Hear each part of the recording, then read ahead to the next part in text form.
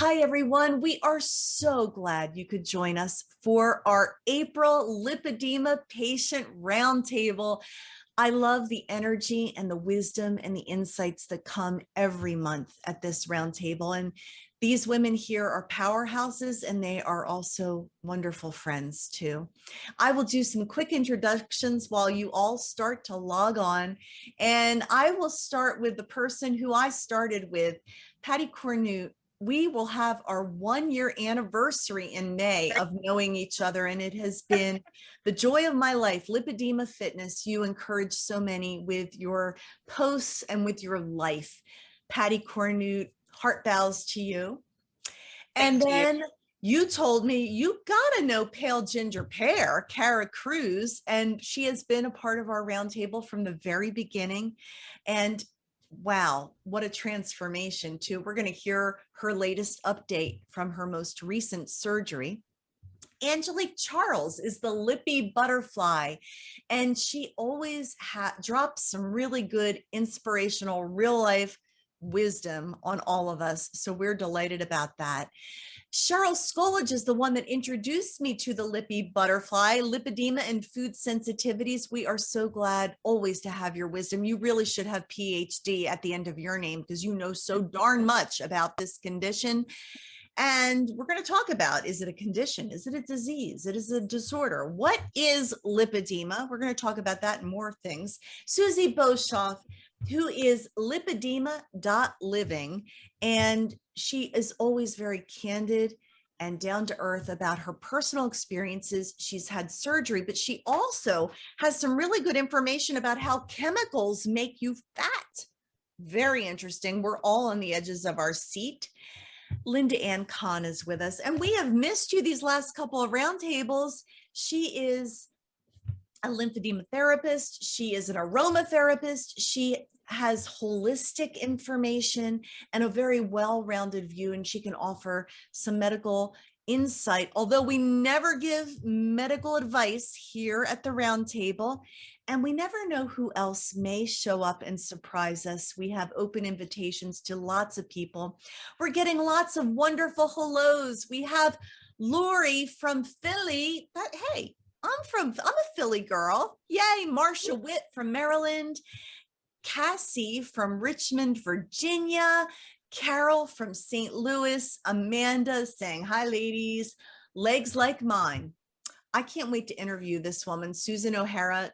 Many of you maybe followed Legs Like Mine. April Sluter, who has an awesome lipedema page as well. Cassie, Angie. Okay, enough of the hellos. I feel like, did any of you ever watch Romper Room and Miss whatever her name is would say, and I see Judy, and I see Sally, and I see Tracy. Well, I feel like I'm doing that right now. I got to go to you first, Siouxie, because I'm intrigued by this, how chemicals make you fat. We're all on the edges of our seat. And I bet, Cheryl, you have some things to say about that too. So go ahead, Siouxie, give us the Reader's Digest version. I've been doing a little bit of research, and I actually ended up doing a consultation with a specialist, and he was going over some of my symptoms, and he said, have you checked out mercury toxicity? And that was intriguing to me because I have had my mercury, my silver fillings removed and whatnot, maybe not done a proper detox on that. But that led me to this conversation about fat soluble toxins. And I've been saying to my husband for years, maybe our bodies are just protecting us from toxins and chemicals and things like that. Like maybe the fat actually accumulates around the toxins as a protection mechanism to protect our bodies. Well, I don't even know how I ended up on it, but I ended up on this research thread, and I found out about obesogens, and it's more than just avoiding toxins. It's actually these fat soluble toxins stored in the body. And it turns out that even like I was born in 71, I was bottle fed. My mom smoked through her whole pregnancy with me, and I was a C-section. So I started off with every opportunity. And the BPA in the bottle, which is a plastic toxin, right? From those days, they're bioaccumulative and they don't wear out, they don't disappear, they don't dissipate over time. And it can actually create gene expression, which makes you fat literally even in your 40s. Like these studies, I read them all and I was mind blown. And it also covered why, when we start to lose weight, if our bodies are toxically created fat, right? You can literally eat 1,400 calories a day and still get fat, according to many of these studies, by the way. And then over time, if you try to lose weight, it'll create this feeling where your body hurts and it'll be much harder. And then the slightest little thing, once you've lost the weight, will pack the weight back on. This is totally 100% my experience. Wow. And I just did a whole blog post on it, and I included all the sightings. So I'm just at lipedemaliving.com. I was just going to say, where can people read that blog? Lipedemaliving.com. You can follow Siouxsie, read her research. And I saw you nodding, Cheryl. Yeah. So want to weigh in on this whole how chemicals make you fat idea?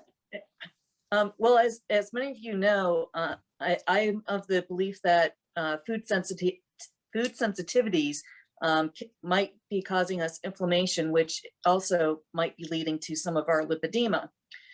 So if you think through that pathway, when you have a food sensitivity, it can increase your cortisol production, which tells your body to be on alert and to hold on to fat. And so at that time that it's holding on to the fat, it's gathering all of those toxins. And just as Siouxsie's saying, you know, the body's trying to protect itself, and it stores it into our fat cells. So with lipedema, our fat cells are kind of further away from our lymph than the quote unquote normal person. And so with that distance, we have all of that interstitial space.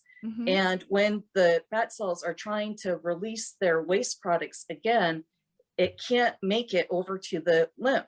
So it ends up storing it and ends up becoming fibrotic because it's holding on to all of this waste product. And since it can't eliminate the waste, it becomes sick and becomes scarred and fibrotic, which is leading to our lipedema. So if we ever do get to the point where we are able to stop the cortisol production in the body and try to get our fat to release stuff, we're starting to release those toxins back into the body again. So, you know, if some of you get to that point and you start experiencing headaches and things like that, some of that's from all of those toxins that are getting released back into the body again. Wow, that is so interesting. And I'm very interested in these stress hormones right now. I've had a particular amount of stress. Can anybody relate? Anybody else got stress in their lives, right? And I feel it in my body. And I know that it's this fight or flight kind of thing going on in my mind, and my body just is holding on in a way. Well, Linda, you probably have some things to say about this whole concept of chemicals making you fat, but then adding into it the stress hormones and how they impact our bodies. Well, when there's an increase in cortisol, there's also an increase in insulin, and that's also going to store fat. And then when you have these chemicals, you're also affecting your gut microbiome, which is really good, important for your immune system. So it's much more, it's very important to have a hormone-free diet and have organic foods, even though they might be more expensive. That's the optimum. Got it. I am just writing in chat, you are the best webinar attendees ever to our group out there, because they have the greatest comments. I wish I could mention them all. Marcia Witt, Lynette, Carol, our friend Nita Cluis is out there tonight. She is an expert on food. You got to follow her at Whole and Balanced Living on Instagram. She makes the greatest meals. I love also that we are here to encourage each other and just help us get through this journey called life, whether you have lipedema or not. We all got stuff. And I have found, particularly in this last month, if we link arms with each other, we can get through anything together. And so we're glad that you have linked arms with us tonight. I never mentioned that I'm Brenda Viola. I work for Lympha Press. We have the pneumatic compression pump called the Optimal Plus, which helps specifically those of you with lipedema. If you'd like to know more, you can reach out to me at any time. There was a very compelling blog post about usable hours that Cheryl was on your Facebook page. And I will read the very beginning of it. And I got to put my glasses on. I'm showing my age here, everybody. But a healthy person has on average about 10 usable hours a day. These hours can be spent going to work, getting errands done, and fulfilling other responsibilities. But for those dealing with lipedema, you have around 4 usable hours with lots of rest in between, because it takes a lot of time to manage this condition. And I would like everybody to weigh in on this usable hours concept. But you first, Cheryl. Sure. Yeah, I think when I first saw that post, it was very eye-opening for me as well, just to sit back and to realize the truth in it. Oh my gosh, I think I probably only have 3 usable hours a day. Yes.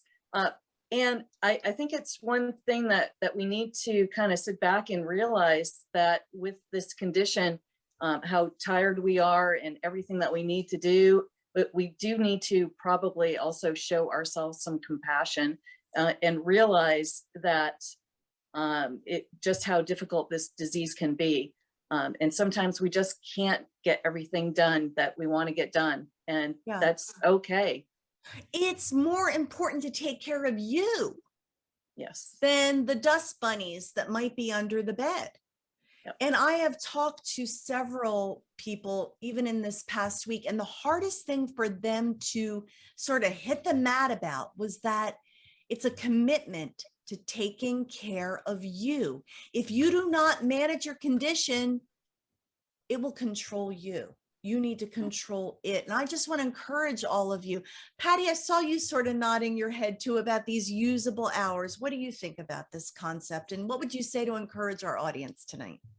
Yeah, absolutely. I saw the post that she had on her group. I think Kelly Maynard had posted that. And I immediately was just like, light bulb moment. You know, I shared it into my group. I just thought it was just so eye-opening. And you think, on average in the morning when I get up, I spend about 2 to 3 hours every morning doing self-care for lipedema before my day even starts. And then I'm a 6-hour day. We're talking 9 hours right there. Yeah. And I haven't, you know, had time with my family, or, you know, you're taking care of the dog, you're doing all these things. And then you throw in, I've got to be active throughout the day. So you're trying to weave that into your day. You know, that's my biggest push of the 10-minute, you know, workouts during the day, you know, so that you get up out of your seat and you go do 10 minutes of something just to stay active and, you know, not just sitting there for the full 6 hours, which is easy to do. And, you know, Ginger, you have, I don't know whether to call you pale ginger pear, Cara, other beautiful redhead. You've often said, I've had to make the decision that I'm going to do this for me so I can be there for my kid. Yeah. I mean, I compare it to when you're on an airplane and they say you have to put your mask on first before you can help others. There has to become a point where you're a priority, or you're not going to be around to be a priority. And like, you just have to do it. I mean, my kid's almost 13. And so I'm battling the whole, like, we might not go on vacation because I need to pay for surgery, but then we can do a big vacation when I'm better and can actually move around to enjoy it. And so trying to get, you know, kids to understand doesn't always work. Yeah. So, you know, this guilt for not being able to do what maybe everybody else could do. First of all, who said comparison is the thief of joy? Don't compare yourself to someone else.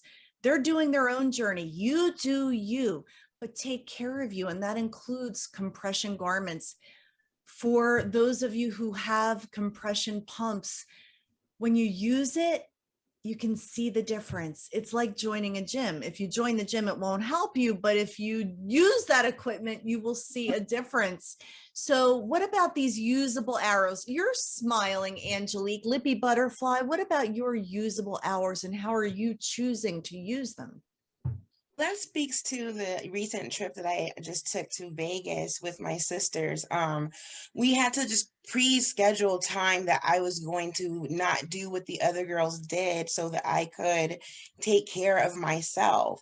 In the beginnings, when we were first going on trips, that was something that I didn't necessarily have to do, but it's something that is a necessity now.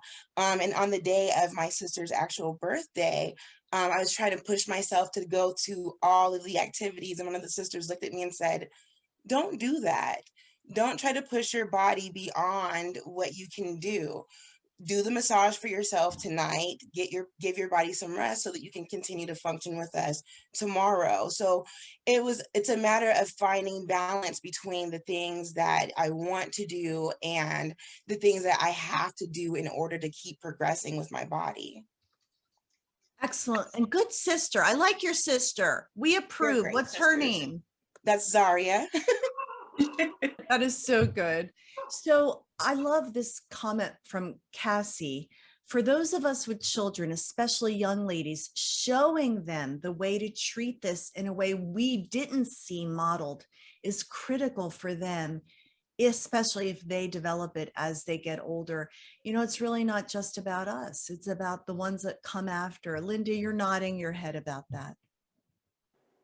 Well, I tell my patients, there's certain things you have to do every day. And yes, you need to take care of you. You have to come first. I absolutely love what Cara said about being on the airplane. But certain things, maybe you can pace. Maybe you do one thing today, and then tomorrow you do another. And then it's also important to plan your shopping and your meals because you want to eat really healthy food. So it's a lot to do. But to try and plan it, and then you put that on the calendar and do not take it away. Because when you've put something down for you to do, nothing must take over. You are the priority. Beautifully said. Okay, do you get that, everybody? We're not going on. I want you all to say to yourself, and I'm going to say it too, you are the priority. Or let's change it to I am the priority. All right, everybody, in 3, 2, 1. I am the priority. Make that decision. You're worth it. You are all worth it. So we have a question from the audience. Roz Reb wants to know, how often should cortisol levels be tested? She asked her primary care doctor to test her cortisol, and her doctor said, well, we checked it 2 years ago and it was fine. We don't need to test it again. She was very surprised and disappointed by this response. And, you know, her doctor also doesn't quite believe that lipedema is a real thing. And many of you at the roundtable have faced that particular challenge, but you at the table, have you had your cortisol levels checked regularly? What do you think? I haven't. I have. Well, if somebody isn't sleeping properly and they're up a lot at night, your cortisol levels could be high at midnight. It's supposed to be lower at midnight and higher in the morning. So that would be one reason to definitely check the cortisol levels. Also, if you're under a tremendous amount of stress, it would be good to do that. Yeah. Okay. Good advice. This question is one every one of you at the roundtable can answer. Molly asks, she's just now discovered that she has lipedema. She's finding it hard to find a medical support network. Hey, we'll be your support network. Reach out to us. Every one of these women has a following and has a powerful platform. You can learn so much on social media, and we're so glad you joined us here tonight. She says, what daily self-care tasks should she practice? That's my tongue got twisted there. What daily self-care tasks should she practice? Nailed it that time. Siouxsie, what do you do every day? I mean, I do a lot of things, but one of the things that I will say is the whole body vibration plate has been a real game changer for me. And one of the side things that it does, since we talked about cortisols, it reduces cortisol levels, actually and factually. I have adrenal fatigue, and I've been doing this very aggressive program to handle it, and I can't handle any stress. I can't even handle a movie that has an exciting twist, literally. It is so terrible. I can feel my heart will pound. I'll get like, oh my God, and I can't unwind. Can I just tell you that's an important point though, to listen to your body. And if you feel your stress levels go up, turn the channel. There's stress enough in life rather than watching it on TV. That's what I found. But go ahead. I didn't mean to interrupt you. Go ahead, Siouxsie. No, it's okay. But just even going on the vibration plate, it actually literally works. And I'll go on there and it'll only be 5, maybe 7 minutes, maybe 8 minutes. And like it's more Zen-like almost immediately. And that is huge for me. So that's one of the self-care, obviously. Self-care. Okay. Vibration plate, avoiding scary movies or things that add stress and tension. I love that. What about you, Cara? I know you have a lot of tools in your toolbox. I do. My recommendation would be try a few and see what feels the best for you, and then at least do that one every day, because the one that you feel you get the most benefit from, you'll stick to it on a more regular basis. For me, my top 2 is dry brushing. And that's partly because I'm so itchy from surgery that like I could just dry brush for like hours and not realize it. And my Lympha Press, because I can multitask in it. I set it up, I get in it, the kid comes and joins me and lays down beside me and we watch a show together. So I can do self-care and still spend time with him that I would be doing anyways in the living room. We just move it up to my room for like that hour. That's great, because we were talking about usable hours, right? Yeah. So while you are getting your compression pump therapy with Lympha Press, you can be answering phone calls or emails or reading a book or doing a few other things. And I will say this, because, you know, Lympha Press sponsors these roundtables. We were at the keto conference this past weekend, and we had a lot of people asking about insurance coverage and, oh, I was told that insurance wouldn't cover it. Don't let that stop you. We have a team of experts that will work with you and your insurance to help get the documentation that is needed so you can get the therapy you need. Don't listen to no. Let's get you an order form. We need a doctor's order in order to process this and start working with your insurance. And sometimes it doesn't happen overnight, but we don't give up. And don't you give up either. So I love that you mentioned that, Cara, and I'm glad that you're seeing the Lympha Press helping you, as well as your, what was the first thing you said? The dry brushing. Dry brushing. I couldn't wait to get back in my press after this tummy tuck. I was like, when can I get back in it? And so, yeah, I love it. Yeah. Yeah. So we always try to work with insurance first. Someone said, what pumps are most affordable? You want to get the best pump for your condition. And if you just contact me, bviola@medsoulsupplier.com, we will work with you and help make it happen for you. The important thing is the best therapy. You know, not all pumps are created equal also, and you need a certain amount of pressure to break up that fibrosis as well. And not all pumps go to higher pressures. So I'll just throw that caveat in there as well. What's in your toolbox, Cheryl? What are you using every day to manage your condition? Every day I do the Lympha Press.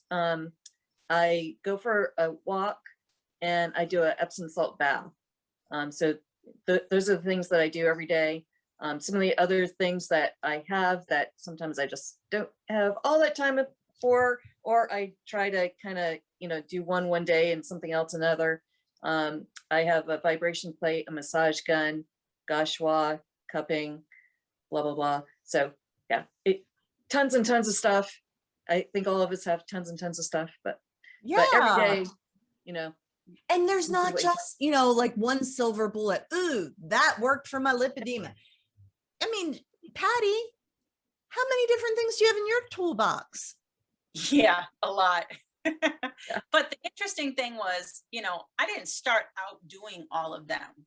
You know, I started The very first thing I did for my condition was to wear my compression. My graduated compression was something I did, you know, the second I wake up till right before I go to bed, I'm in my compression. Then in 2014, we were at an FDRS conference, and they had a whole body vibration vendor there, and a bunch of us tried it out, and it felt amazing to me in, you know, the 10 minutes I was on it while the conference is going on. And we ended up buying one of those, and I've been using that for 10 minutes every day before I put my compression on. And I know somebody had asked about what order do you do things. Yeah. And I start out in bed with ankle pumps before I even get out of bed. Then I do some lymphatic yoga stretching. I get on my vibration. I do handheld massage. I get in my pump, and then I massage with lotion, and then my compression every morning. And then if I can add other stuff in there, I do. Perfect. I love your answer. And please follow at Lipedema Fitness, because you will be inspired every day with all, she's always pulling new things out of her toolbox. And I'm like, what? How'd you do that, girl? And she's amazing. Sandy Darley had the most intriguing question in our chat, which I'm going to actually read, but she asks if anybody does multiple limbs in the pump in one day. And the truth is, you should be able to do a bilateral treatment, because lipedema is a bilateral condition. So yes, 2 limbs at a time.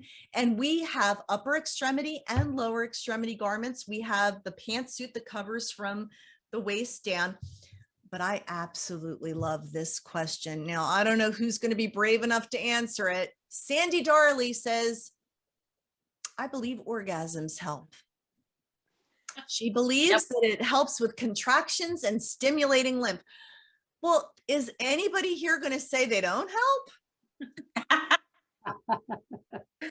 That's amazing. I mean, no. So, Sandy, we appreciate your saucy little comment here, and we give it all a big thumbs up. Okay, Angela Jones, have you found foam pads to be useful along with compression and or the Lympha Press? Linda, you're nodding. Oh, definitely. There should be foam pads underneath inside the Lympha Press, because it will give more pressure. And we were talking a bit earlier about someone who's having some pain around the ankles. If you put a pad there, it should protect it. But then I want to just add something to all the self-care, something that nobody spoke about that I want you to all start doing. Oh, good. We're on the edge of our seat. And it's very easy. It's deep breathing, yoga breathing from your belly. So you all right, Linda, can you tell us what that is, or lead us in what deep breathing is? Because I'm like, yeah, what is it? So you breathe in and push your tummy out as you breathe in, and then as you breathe out, go and pull the tummy in. So I don't know if you can see. How long? Is there a long? Well, you can get a little lightheaded when you do that, but you do 5 deep breaths outside the open window in the morning. Really? 3 glasses of water. It's fantastic. And when you're breathing deeply like that, you're stimulating the cisterna chyli, which is in the middle of your gut or your tummy there, and you're moving lymph. So you're helping lymph to move. In fact, when you're doing your walking, you can also do deep breathing, where you're just breathing in and breathe in for 5. And then hold 2, 3, 4, 5, and then out 2, 3, 4, 5. So you're walking and you're breathing and you're moving your arms. Breath work is fabulous. Are you supposed to press on the tummy when you exhale or not? Amanda Hadaway wants to know. You don't have to, but it's a good thing, because then it'll just help you to breathe out. I do that with all my patients in the middle of treatment, sometimes at the end, and I teach them that when I'm teaching dry brushing. So if you're going to be doing your dry brushing routine, you first open up the lymph at the clavicle, then you do your deep breathing, and then you do your dry brushing. Anybody have thoughts about gastric sleeve surgery for lipedema? Now, I think, Angelique, didn't you have gastric sleeve surgery? I had a gastric plication, which is something pretty similar to it, except for they don't remove any portion of your stomach. I've said before that I have a little bit of a hard time with that because you can still experience malnutrition as a result of it. But as Dr. Herbst had said before, if you're needing to lose the excess weight, it might be a good tool to use for excess weight, but it will not cure lipedema. And anybody else have thoughts on this? Go ahead, Linda. It will help remove obesity fat, but it does not remove lipedema fat. And it needs to be completely controlled and with a multifaceted approach so that you can keep on track afterwards with the right nutrients and how to eat. And then it can be successful if you have a lot of weight to lose. Okay, Christina Muniz had it done and she said she needed it. She would do it again. I love the fact that we have a whole bunch of different thoughts that come to the round table. And this is the thing, we're not telling anybody what to do. We are sharing personal experience and we want to hear yours as well. And you make your own educated decisions from the different conversations you hear and from the research that is out there. How do you know the difference between obesity fat and lipedema fat? And gosh, you know, go ahead, Cheryl. So obesity fat is typically around the stomach area, and the lipedema fat is typically in the legs and possibly the arms. So that typically is one of the main differences that you can more visually see. Yep. And you, go ahead, Linda. And Dr. Herbst did some studies when she was in Arizona, actually looking at obesity fat and fat from lipedema patients and fat from patients with lipedema and obesity. And she found that the fat from the obesity with lipedema and the lipedema was very different than the obesity fat. It looked different, the color was different, it felt different. Mm-hmm. And I'm so sorry that I have to go. Oh, we have loved having you. Thank you so much for gracing us with your presence. We love you, Linda, and we hope everybody will follow Love Linda you Ann all. Kahn. Thank you. You're all amazing. You're amazing. We appreciate you so much. You know, talking about surgery, we've had a few questions come in about surgery, and Pale Ginger Pear, you have been posting the new you photos and saying you're having a hard time even getting used to who this new you is. You look amazing. We're so happy for you, but we're mostly happy that you're happy. So tell us the latest. Yeah, so as most of you probably know by now, I had 4 surgeries, and the last one was the tummy tuck. And That's shocking. yeah. Yeah, like it's and then if I it's gone. Wow. Yeah, so it has been insane. I have more energy than I know what to do with, which is bizarre to me. The kid doesn't like it because now I want the house clean like all the time. Before I was like, I don't feel good. I don't want to stand back up to clean. So like we got really bad at it. And now I'm like, oh my God, pick that up. And he's like, shut up. So Wow. it's an adjustment, but I mean, things like going up steps is easier because the stomach's not in the way, and like pulling my balance, like my balance in general is so different. And I don't know, I can't put into words like how I feel, but then like someone had asked for my Barcroft story link. And so I pulled up the link to my interview for it, and I hadn't looked at it in forever. And that was from like 2019, I think it was, or 18. And I got like really teary-eyed watching it because I didn't realize how much pain I was in and like how visible it was until I watched like the old me walk and try to move around my own house. Wow. And it was like, oh, okay, like this is, and then just, I dug out my bathing suits to get ready to go swimming this, upcoming season. And I was trying on to see what still fit and what would work. And like my favorite coral suit fits completely different.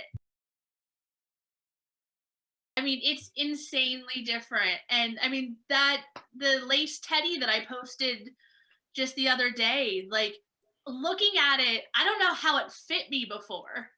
Wow. And like, it's just so weird to see how things like, and I know that's me looking at the picture, but it doesn't feel like me.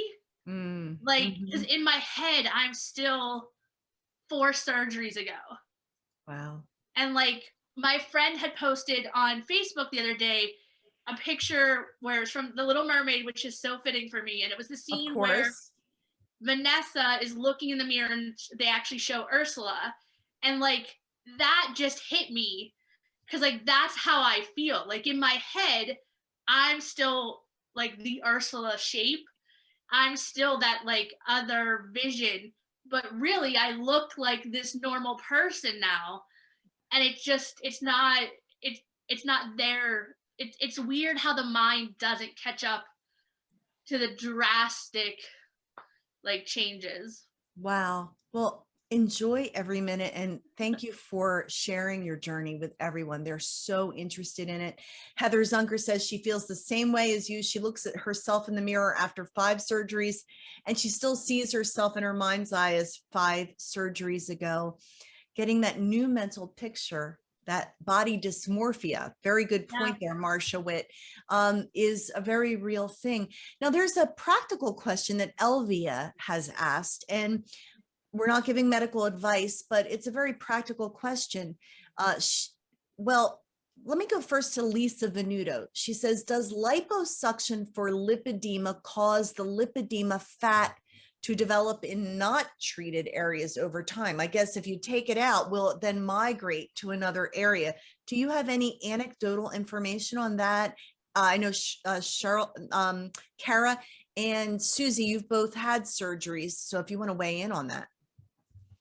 I mean, one thing that I would say is, in my experience, is absolutely not. The only thing is that if you do have lipedema in other areas, it'll be magnified, because if you're removing the lipedema, let's say your legs are where it hurts the most, and you remove, like I found that I didn't realize how painful my arms were until I had my leg surgeries. And that was all I could think of, was how uncomfortable my arms were until I had the arm surgery. So the lipedema that I have in other parts of my body and all of that, and I've talked about the fact that it can return. I feel, I'm just going to say one thing, this isn't necessarily a plug for Dr. Schwartz, although I think he's brilliant, is that what I love about seeing Cara is, and her journey, is the smile and the joy. And I remember that because you're carrying this fat that's so painful and toxic, and then to have it removed. And because of the way he specifically does the lipedema extraction, I think it's really brilliant. And it's kind of exciting where he takes the nodules too, where that could not be done when I had my surgery, and that just accentuated that later. Very good. Yeah, jump on in there. Yeah, for me, I know that, like, because I was worried that if I was doing surgery in one spot, like another area would get worse. I've actually lost inflammation all over in the process, and I do contribute it to him removing the nodules, because if we think about it, each one of those nodules is formed from extra lymph fluid, and our lymph fluid is what's removing toxins from us. So really, all those nodules are little packets of like toxins that should not be in our system. So when those are like removed out, your body's getting to reset itself. And so I think with his thorough removal of it, it's allowing my body to like reset and like work properly. I do notice as well, my arms hurt so much more than like my legs, and I think it's partly because I don't have pain in my legs now. Like there's a couple spots in the back of my legs, because we haven't done the backs yet, that aches a little, but as I'm more active and trying to do more, I feel my arms get tired more. They're Interesting. sore because I mean, like, they're heavy still. Like they're, so I mean, it's definitely, and I think part of the reason why I have like the glow or the smile is because I really do think getting a lot of that extra toxins out, like overall, like I don't know if this will show in the screen.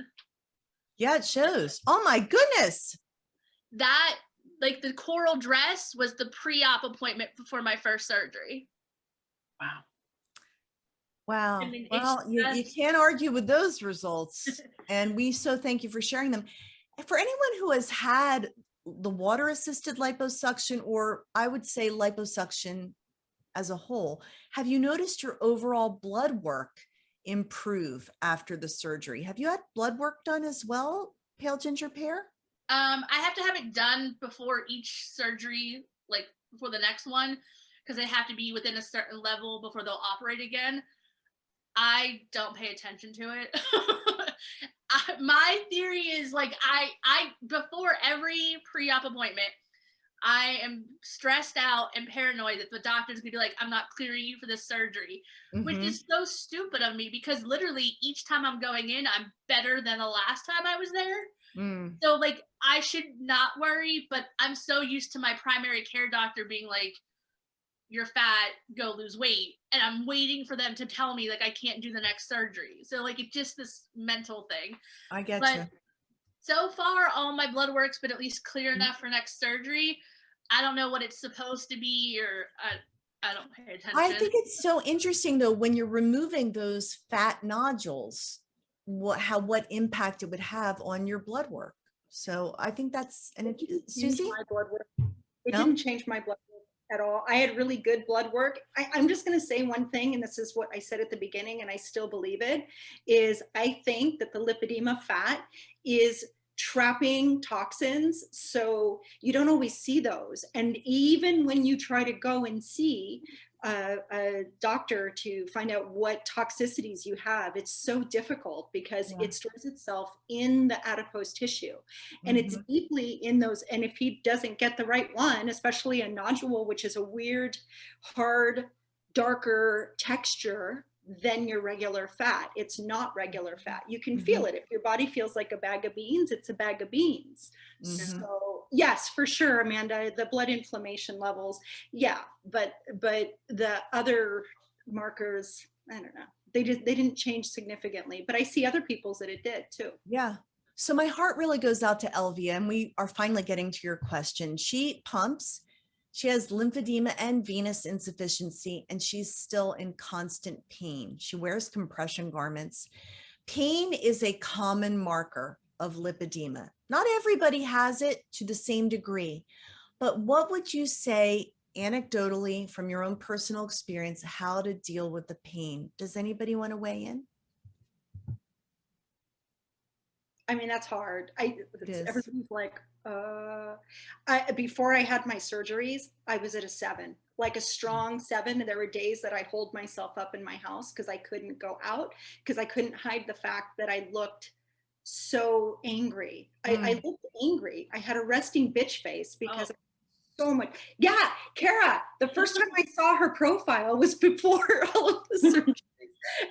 And she was so grumpy looking. And that was the first thing I noticed after her surgeries. Pain is a very real thing, and we don't want to gloss over it and say that there is a miracle solution for it, because it is a marker of lipedema. Pattie, do you have anything to say about pain? Yeah, for me, if I'm not moving, I'm in a lot of pain. So that's part of the motivation to stay active for me. And I know with like the fibrotic tissue and your fascia can really tighten up on things. And if you notice, like if you've been sitting for a while and you stand up and your legs really hurt, but if you start to move around a little bit, they kind of loosen up. Okay. I've started to try to massage the areas while I'm sitting down, especially on the inner and outer part of my knees. And that's really started to kind of help. And I've been watching some of that lymphatic summit. There's a whole lymphatic summit that's going on. And they were talking about like castor oil packs, which was like years ago, I used to talk about those as something, quite a few people were talking about them again as ways of drawing out the lymphatics and really trying to get the lymphatics to move. So there's some interesting things in there I want to do a little bit more research on. Yeah. And so I think what I'm hearing you say too is that you press through the pain, because if you do, but don't overdo it. You got to listen to your body. Yeah, there's a big difference in what is lipedema pain, like, and tells me like a warning, like, don't do that again, versus this is a fascia restriction and I need to massage it and I can take a little bit of that pain, or, you know, you feel that it's different, and you only do what you can do. It's not, you don't have to dig way into it and feel pain to feel better, in my experience. So I do light massaging, and for me it's the movement itself. You know, it's just standing up once every hour and, you know, going for a walk to the restroom and doing some squats in the bathroom or some kitchen sink push-ups, or, you know, have little things at your desk that you can kind of do, and just kind of little activity in there. That is what helped me. I love how you break it down into manageable pieces as well. That is awesome. Go ahead, Cheryl. Well, I think one other thing that's really difficult for us to answer the question is that there's just so many different types of pain with lipedema as well. So as Pattie was saying, with the fascia or the muscle or the fat itself, but it could also be that the skin is just so tight from so much inflammation being in there, or that it's joint pain because of the weight on the joints, or it could be that burning sensation of the nerve pain type that's in there. So there's just so many different types of pain. When the blood vessel causes a bruise and we have bruising, there's pain with that. So there's just so many different types that it's hard to give one particular answer. Very good. So, and I know that I sound like a broken record because I'm always talking about food sensitivities, but I do know for myself, I did kind of track that when I eat egg yolks, and I know that this is not the same for everyone, but for me personally, when I eat egg yolks, then I get that burning sensation in the legs, kind of that more nerve pain burning.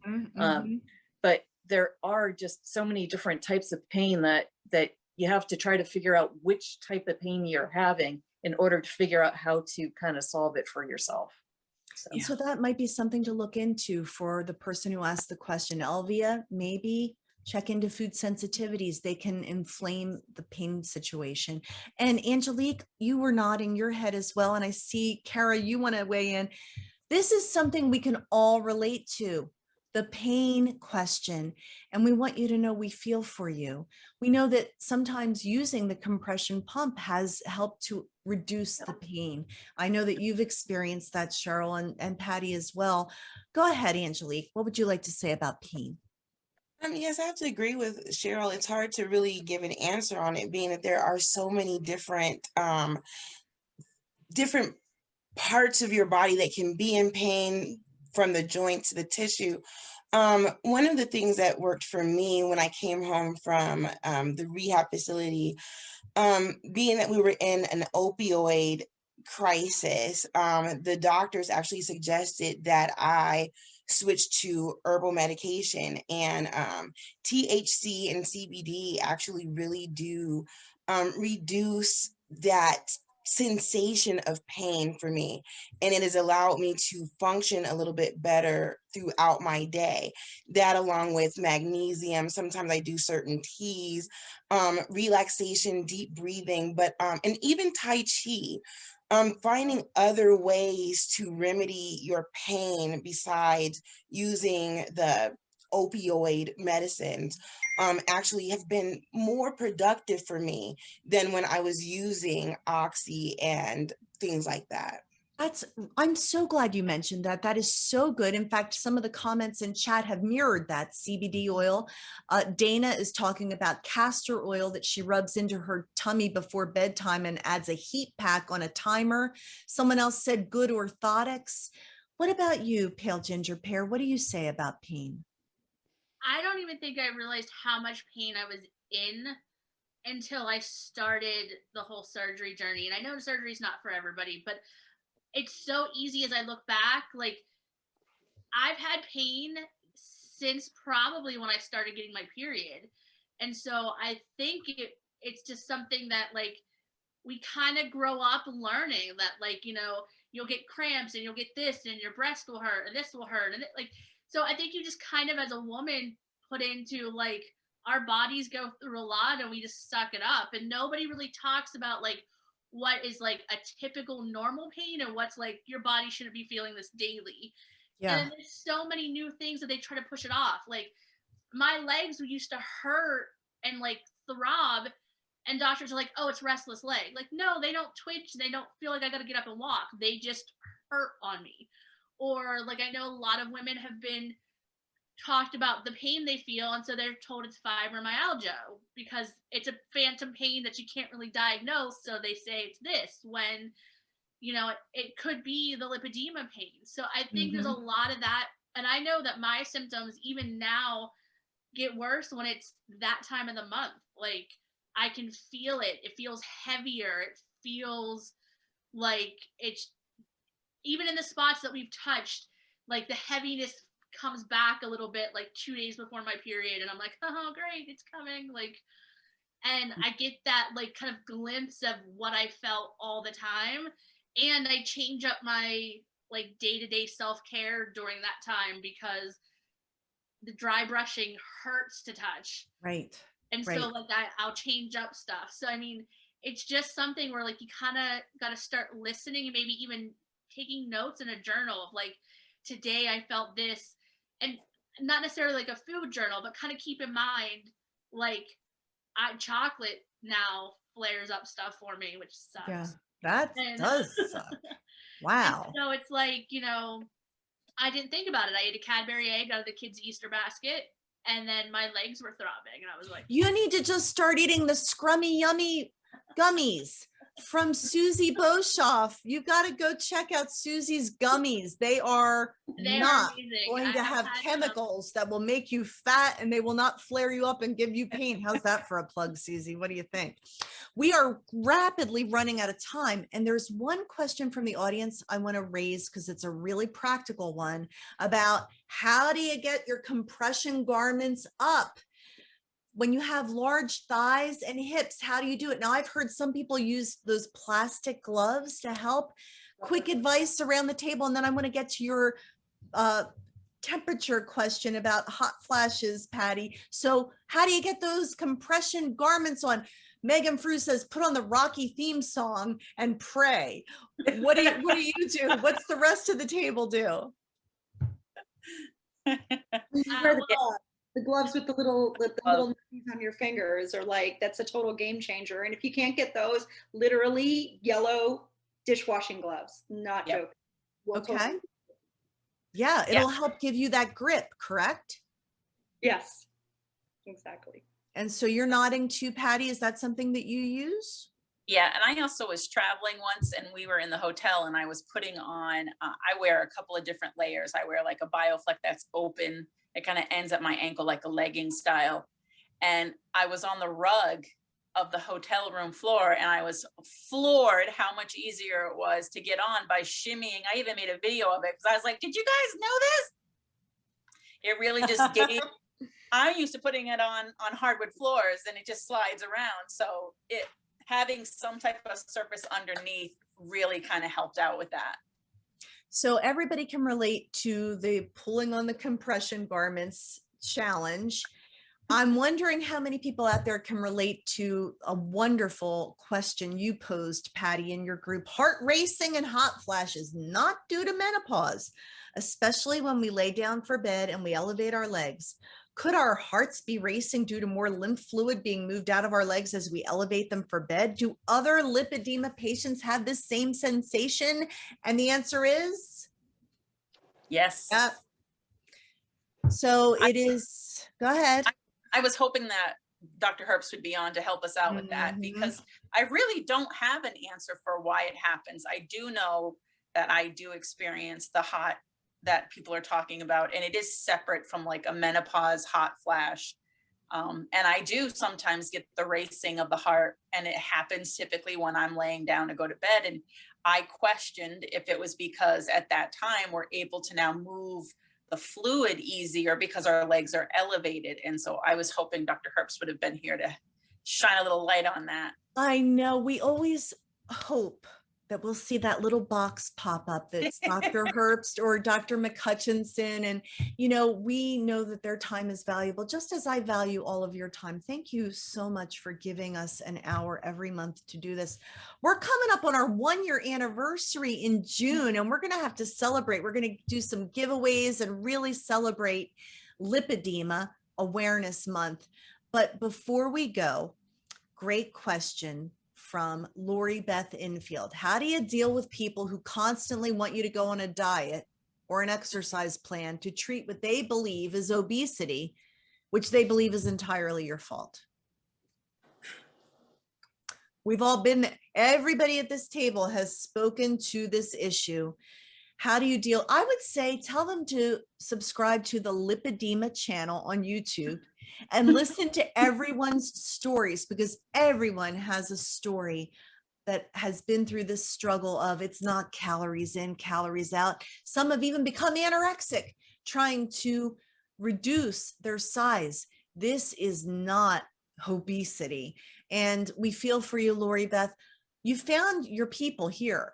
We are with you. We are here to support you. And we are really, you know, encouraging you, just like you changed the channel for those scary movies or the stress-filled dramas. You can maybe extract the dramas from your life with people too. Eliminating negative people is always something we have in our power to do, unless it is a family member, and then you just try to ignore them. But last words from the group. Cheryl, last words of encouragement. Well, you, as we all know, you can take control of your lipedema. There are tons of conservative treatments out there, and you can do it. So love it. Beautiful. Susie? I think the one thing that I would say is keep the toxic out of your life, and that includes the people. Very good. Family. Just be like, oh, hey, nice to see you, and then move on. Yes, yes, yes, yes. Roz Reb says, thank you for this Zoom meeting. I hate lipedema, but she loves all of us. And we love you back, Roz. We're so glad you joined us. Angelique, what would you say to our audience tonight as we close out? This month, I'm all about stretching. I feel like we're so tight in our bodies as it is, and my piriformis muscle has been killing me lately. And the only way that I'm getting relief is by stretching it out. But it's something that I should have not stopped doing in the first place. So my encouragement to all of the lippy ladies out there is to stretch your body, even if you're having trouble moving around. Do stretches and deep breathing exercises. Ooh, I love that. Excellent. Pale Ginger Pear, what do you want to say to everybody? My little tip is we're getting ready for the warmer months. Wear the bathing suit, wear the shorts, wear the tank top. The people that matter won't care. Have fun. I love it. And Patty, you can close us out. Lipedema changes your body. We all know that. And we've got to find a way to have self-love. And self-love starts with liking yourself. And liking yourself starts with some compassion for yourself. And compassion starts when you stop blaming yourself. You have no control over lipedema. I think that's beautiful. And I'm taking that, hearts and love. We feel great love for all of you who have joined us tonight and those of you who will watch the recording. And I have to say that this group of women, best thing that's happened to me in a long time. I love you all. And I thank you for joining us. And we'll see you next month at the Lipedema Patient Roundtable. Bye, everyone. Thank you, everybody. Bye.